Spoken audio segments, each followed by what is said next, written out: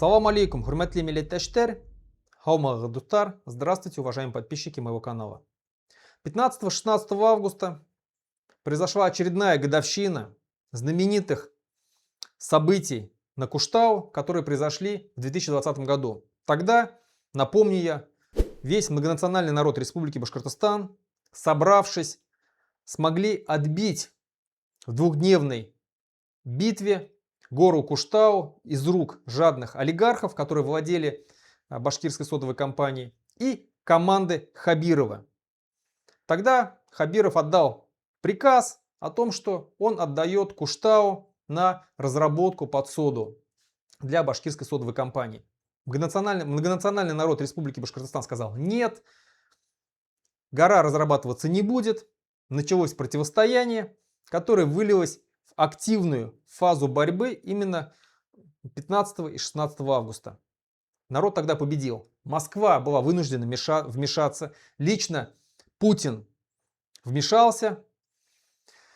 Хабиров приехал на гору Куштау к защитникам, встретился с ними и сказал о том, что гора разрабатываться не будет. Я там был, я был свидетелем этих событий, участником этих событий. Тогда мы все думали, что Хабиров после таких событий не усидит у власти и будет отстранен. Но он усидел. Почему? Потом впоследствии стало понятно. Потому что началась война через 2 года, 24 февраля 2022 года. И Хабиров активно включил нашу республику в эту войну. Отправил многочисленное мужское население на войну в Украину, создав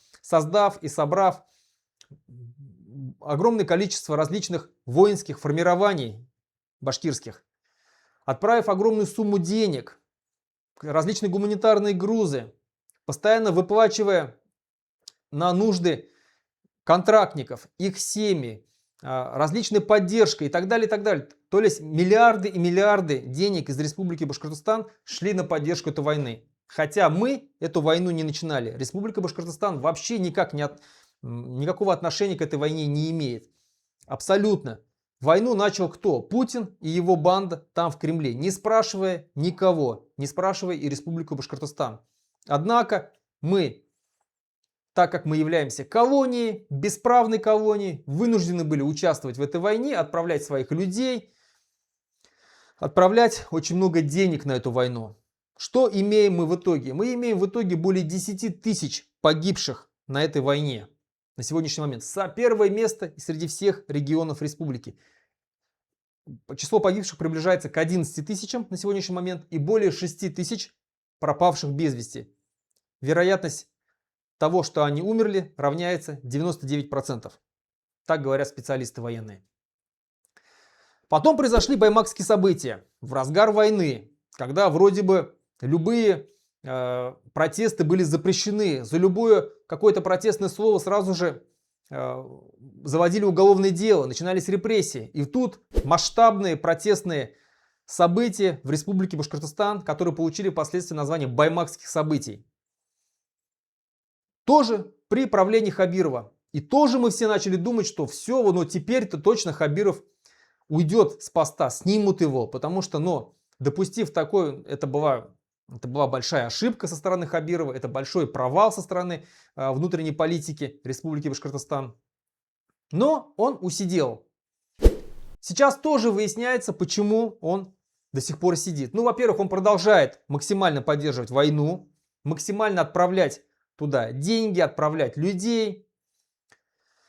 И, как сейчас уже выясняется, он сидит и потому, что ему была поставлена задача продать все оставшиеся активы, которые принадлежали Республике Башкортостан. Мы знаем, что у Республики Башкортостан осталось немного активов. Там это аэропорт, это Башспирт, Башавтодор, которые пытались продать, но он там оказался никому не нужен. И Башнефть. Башнефть, напомню, что у Республики Башкортостан осталось 25% акций Башнефти плюс 1 акция, что давало республике иметь блокирующий пакет акций. То есть она могла заблокировать то или иное решение, которое бы шло бы вразрез с интересами Республики Башкортостан.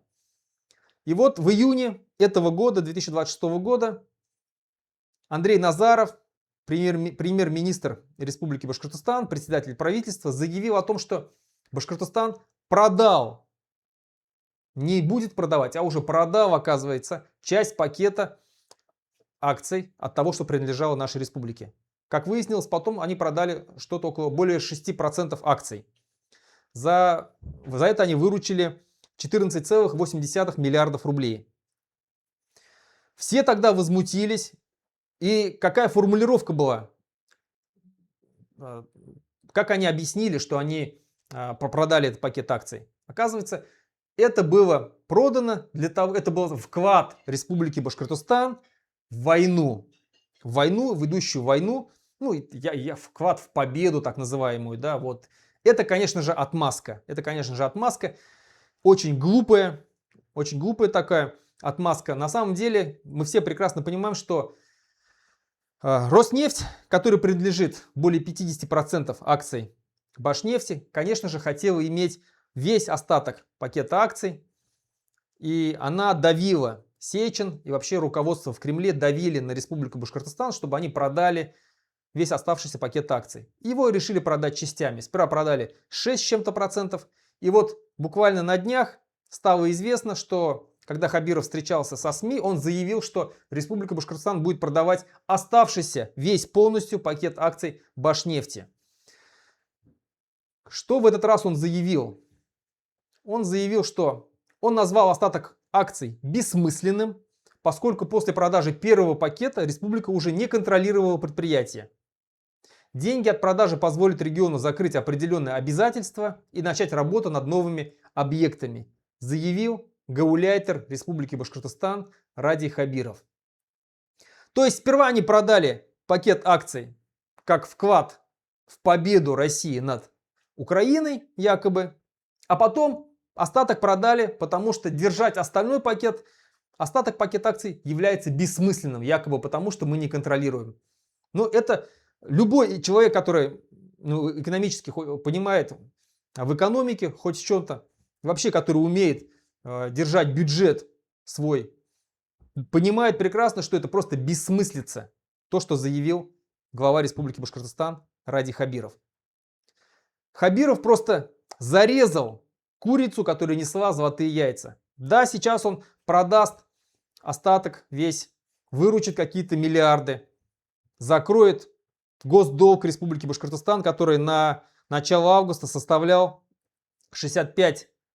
более 65 миллиардов рублей. И что потом?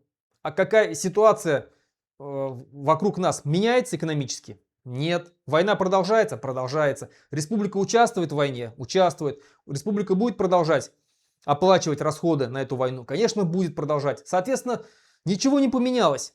Санкции продолжают действовать.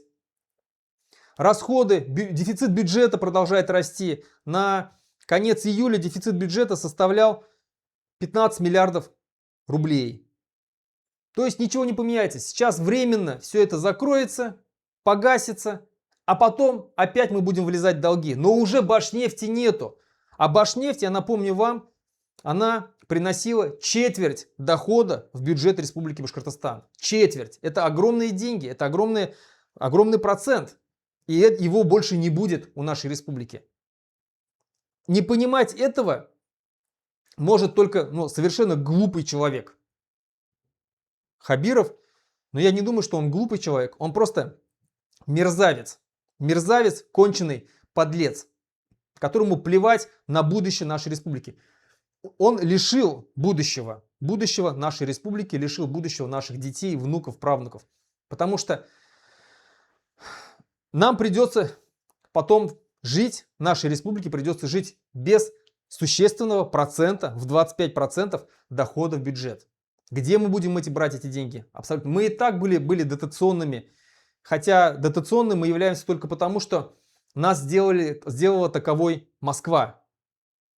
Она выкачивает с нас огромные деньги. Мы платим огромные деньги с налогов, которые собираем здесь, в Республике Башкортостан, с доходов выплачиваем огромные деньги в Москву, и нам возвращается в виде траншев, которые со своего плеча так по-барски бросает нам Москва, какие-то крохи. И даже вот этой вот части, которой мы наполняли бюджет в виде Башнефти, мы тоже лишаемся. Это преступление перед народом. И я могу сказать, что мы не должны с этим мириться. Очень правильно сказал экономист Вячеслав Ширяев, когда назвал это такими словами, что башкиры все долгое время оплачивали банкет под названием «Война». Когда мы влезли в долги в связи с теми, что тратили огромные деньги на эту войну, на этот банкет под названием «Война», потом нас Москва заставила продать наше же имущество, чтобы погасить наш же долг. Как это не назвать? Конечно, это назвать можно только преступлением. Таким образом, Кремль вынудил башкир оплатить русский банкет в Украине из своих кошельков.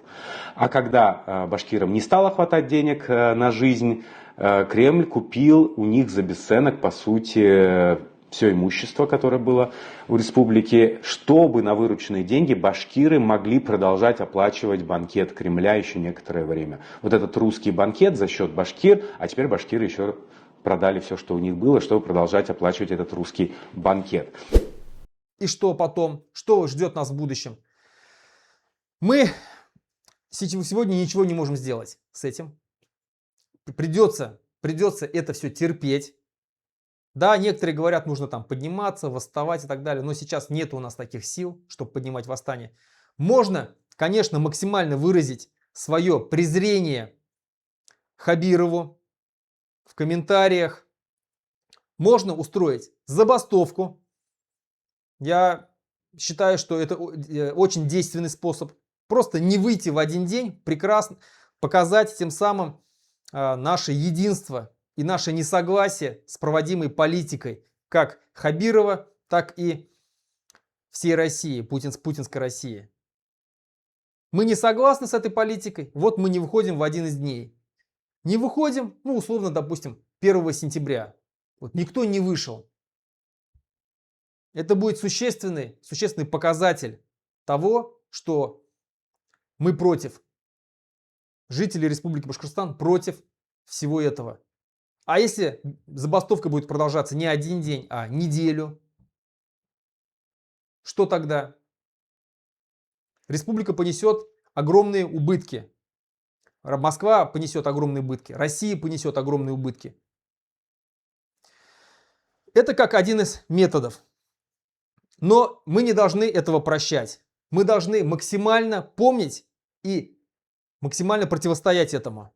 Ну а в будущем мы просто национализируем все то, что сегодня у нас забрала Москва, и БСК, и Башнефть, и Салават-Нефтеоргсинтез, и Башмедь, и другие стратегические предприятия, которые сегодня просто у нас забрали олигархи московские. Мы национализируем все предприятия, которые у нас были забраны под давлением, мошенническими путями. Мы пересмотрим все эти соглашения и просто вернем обратно в собственность Республики Башкортостан.